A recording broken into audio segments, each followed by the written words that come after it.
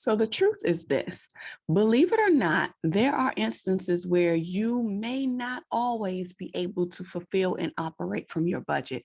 So the question that you may have is, well, how do I overcome my budget failures?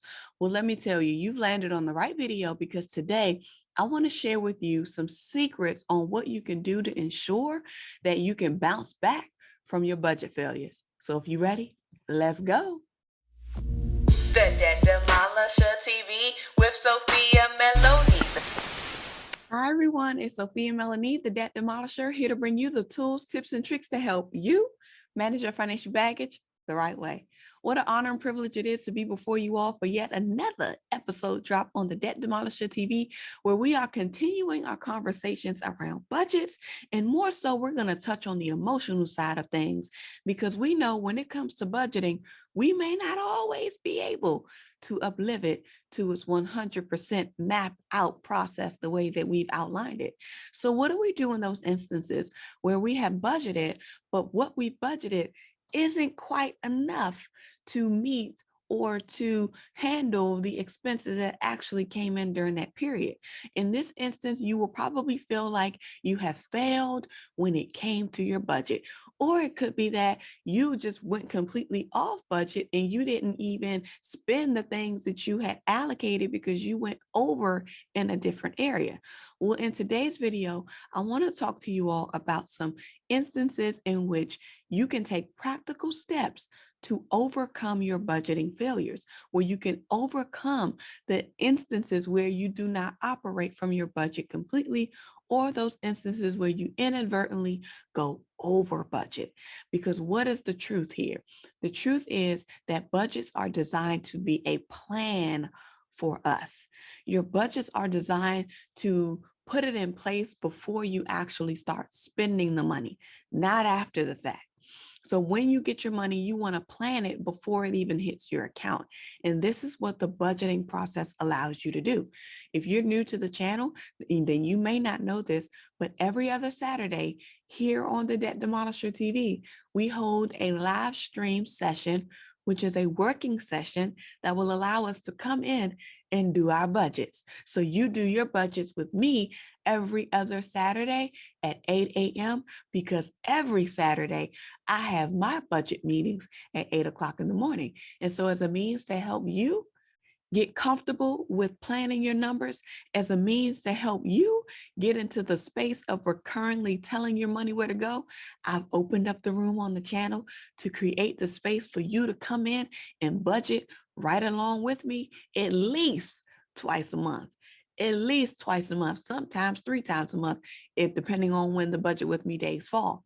But here's what I want you to understand, that we cannot always operate fully from our budgets. Why? Because things come up. And as things come up, it has to be addressed. When things come up, it may not have been a part of the original plan that we put together a week or two before. So because of that, we have to understand that going off budget is a part of the process. But the thing is, how do you handle your emotions when that thing happens? How do you handle your bounce back game once you get into that position of, oop, I went over budget, or oop, I wasn't expecting this, or oop, how am I going to handle this now? So here's what I want you to think about. When you're in your moment and you realize, oh my gosh, I have this plan. I said that I was only going to spend this amount of money, but this happened and that happened. This came up and that came up. And now I got this bill that I wasn't expecting to get because I forgot about it because it was a year or two old, where I'm only billed for it every other year. And so now this money came out and I'm off. It's okay. The first thing that I want to tell you is not to beat yourself up. The first thing that I want to tell you is accept it for what it is. The first thing that I want to tell you is that budgets are meant to be a plan, and plans can always be adjusted. Can you hear me with that? Plans can always be adjusted. That's why you create the plan. And when you create the plan, you should always have contingencies built inside. Hence, therefore, one of the reasons why I always share that it's important to include buffers inside of your budget. Because if you overestimate in one area, even if you don't end up using that money, you'll have some excess that can repurpose for the things that you might not expect it to come up in that particular month where you're budgeting, or that particular period where you're budgeting for. So understand that failures in the budgeting process is okay. Your budgets not being able to be planned out and spent right in accordance to what you projected previously is okay. It's okay. So let's release any guilt that may be attached to that. Let's release any frustration that may be attached to that. Just be thankful and grateful enough that you even have a plan in place to identify the flux, to identify the gap, to identify the difference that now has to be supplemented. So what is the process that I want to share with you after this first piece of recognizing and releasing any tension, any frustration, any upset, any disappointment that may come up as a result of you realizing, oh, I failed when it came to my budget, or I was not able to uphold this particular item within my budget. The first thing is an M, and that is measure the flux. So first you want to understand how big was your gap. So you want to measure the flux in terms of how much you initially budgeted in comparison to what was actually needed to be expended for that particular line item, as well as overall. And so this is one of the reasons why I shared my budget versus actual template with each and every one of you, because the budget versus actual template will allow you to see that flux line item by line item and overall. So you'll be able to measure. So there is a link down in the description box of this video that will take you to the My Budget outline, as well as the budget versus actual template. But I'm going to go ahead and link the budget versus actual template right here for you in case you don't have your copy of the template, because you might want to get it. So the first thing is measure the flux. Once you had an opportunity to measure the flux, and especially if you're using the monthly budget versus actual template, you'll be able to recognize line by line what you budgeted for, what the actual amount was, and what the difference is.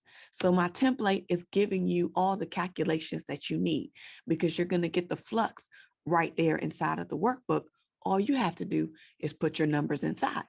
So let's go into the space of, well, now that I know this fluctuation, now that I've been able to identify it, what do I do next? The next thing that you want to do is look at each item that has a flux and ask yourself the question to identify what caused the flux. So this is something that is very popular with those of us who are in the accounting field. So me, you all know that I'm an accountant by trade. I've been a numbers person for as early as I can remember, and I've decided to make accounting my profession. And with that, one of the things that we often do is a fluctuation analysis.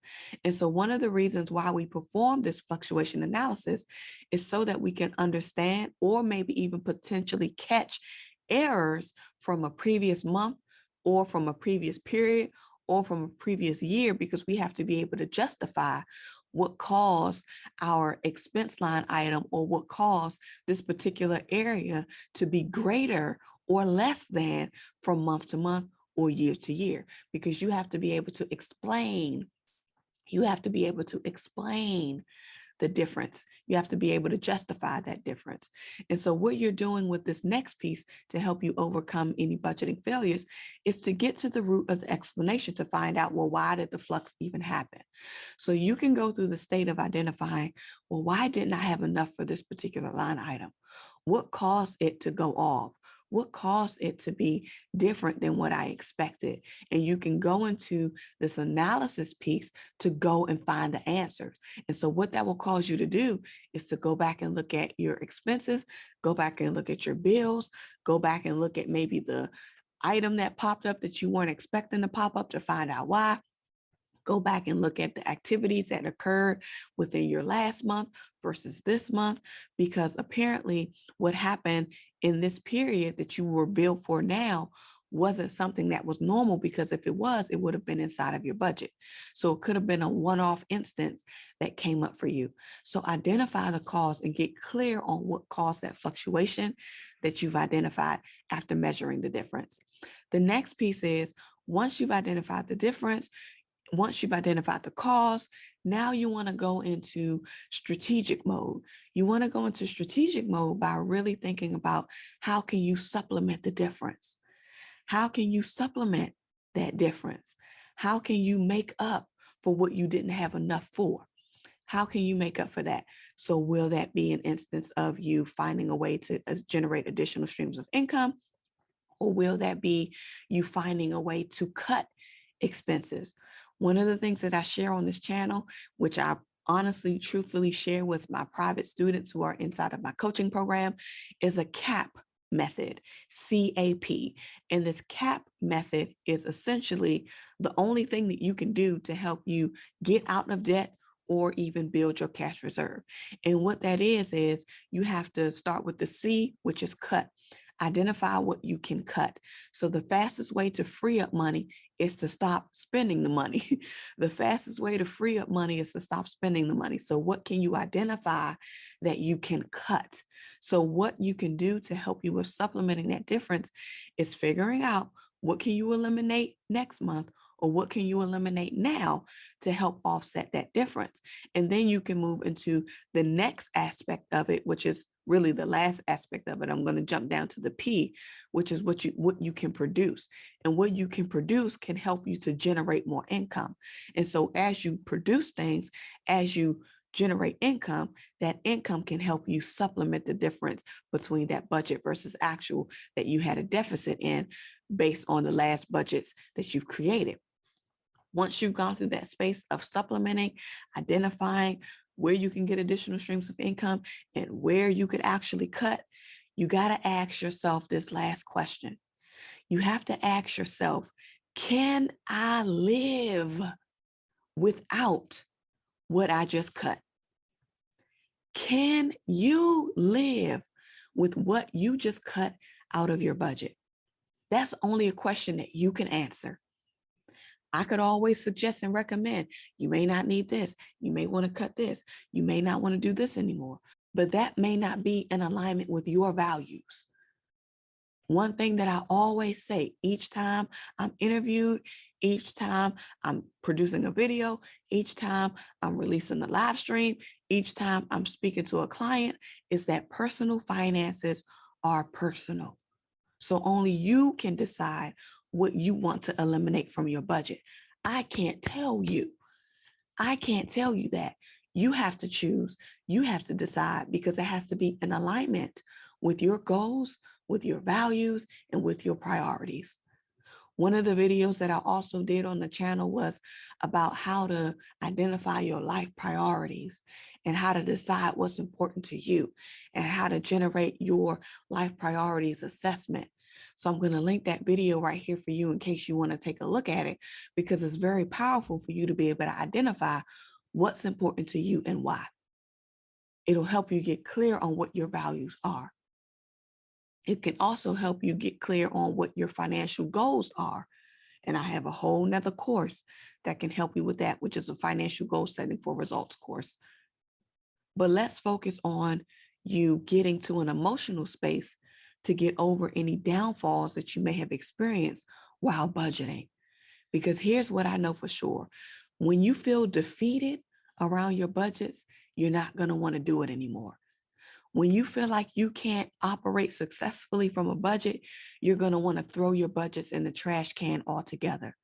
But my job is to encourage you not to do that. My job is to help you find a way to overcome that very thing that you feel defeated by.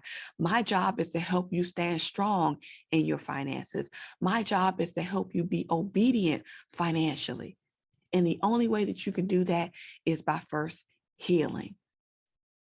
Healing.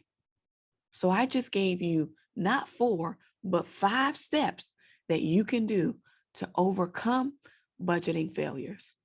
You can do this work. You can do this work. Don't be defeated. Understand that it's a part of the process. Your job is to just get back up and get back on track. And as you get back up and get back on track, you get to identify, how can I adjust this and make this different for the next go round? Remember, your financial prosperity awaits you, and so does your financial sanity. You already know what I'm going to tell you to do, and that's what? Get to work. All right. Bye. The Debt Demolisher TV with Sophia Melone. The Debt Demolisher TV with Sophia